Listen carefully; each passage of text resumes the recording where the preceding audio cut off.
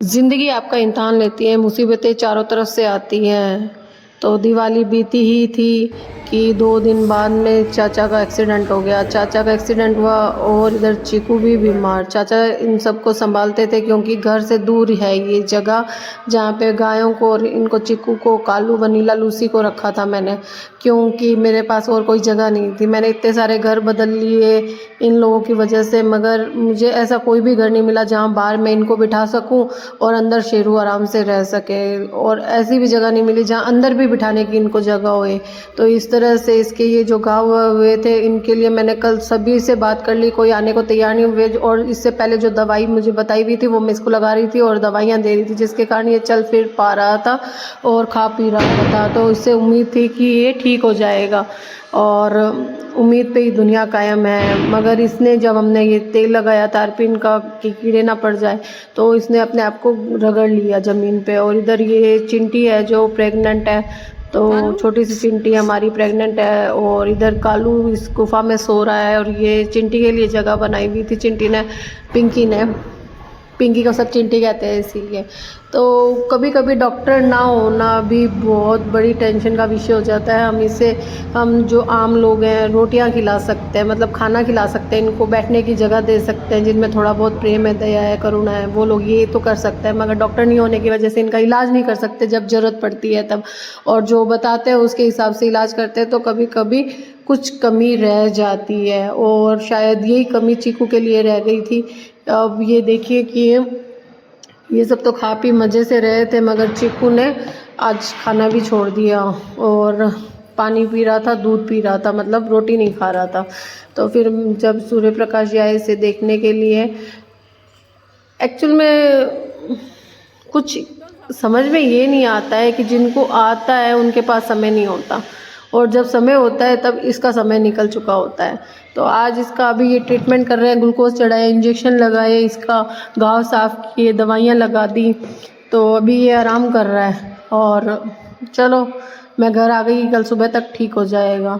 और इधर ये चुन्नी चली गई घर के आगे से, क्योंकि अंदर काली आई हुई है। कुक्की और काली अंदर आ गए। कुक्की तो चुन्नी को कुछ नहीं कहता, मगर काली से ज़रूर टेंशन है इसके। अभी बच्चे हुए और जिस बाड़े में इसने बच्चे दिए वहाँ से ये अपने बच्चों को निकाल नहीं सकती। और अभी तो खैर छोटे हैं, 14-15-20 दिन के हुए हैं, तो कोई दिक्कत नहीं है। मगर जब बड़े होंगे तो उन्हें निकालना पड़ेगा, तो लोगों को पता भी चल जाएगा कि छोटे छोटे बच्चे यहाँ पर भी है। अभी तक पता नहीं है, शायद ऐसी सुनी या ऐसी जगहों पे ये एकांत में बच्चे देते हैं जहाँ पर लोगों को पता ना चले, शायद इसीलिए। तो इसको रोटी दे दी, खा रही है, देखो इसके चोट भी लगी हुई है पीठ पे। अगले दिन मैं गई वापस चीकू को देखने के लिए, तो मुझे पता चला कि चीकू तो आज सुबह 6 बजे स्वर्ग सिधार चुका है।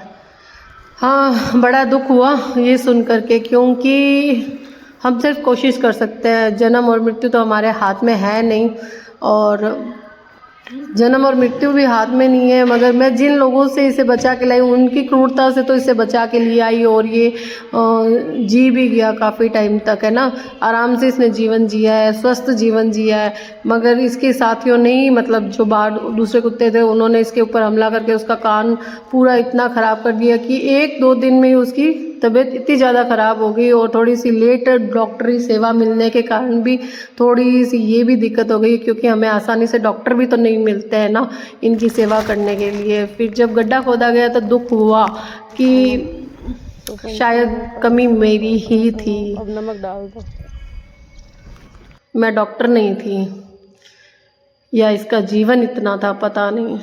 तो नवकार मंत्र सुना करके मैंने इसे श्रद्धांजलि दी और प्रार्थना की कि इसे अच्छा जीवन मिले, नया अच्छा जीवन। ऐसा जानवर के रूप में इनका जीवन कोई सुख नहीं होता, चाहे मतलब गाय बनो, चाहे कुत्ता बनो, कुछ भी बनो, कोई सुख नहीं होता। ये सिर्फ कर्म भोगना होता है। और अब इनके लिए भी प्रार्थना है हनुमान बाबा से कि भगवान, मैं सिर्फ इतना ही चाहती हूँ कि ये बच्चे हंसते खेलते हुए रहे और हंसते खेलते हुए ही यहाँ से विदा लें जब भी जाएंगे, क्योंकि जाना तो सच है, मगर इस तरह से तड़पते हुए। वनीला अचानक गायब हो गया, चिक्कू अचानक ऐसे चला गया, अचानक ही, मतलब इतनी तबीयत इसकी ख़राब हो गई, इतना घाव हो गया। फिर इसके ट्रीटमेंट में थोड़ी देरी हो गई। सारी चीज़ें मतलब कुछ इस तरह से हुई कि मुझे ऐसे लगता है कि मैं सिर्फ खाना खिला सकती हूँ और आश्रय दे सकती हूँ, मगर मैं इनका इलाज सही तरीके से नहीं करवा पा रही हूँ। यहाँ पे तो ज़रूर चूक हो रही है। भगवान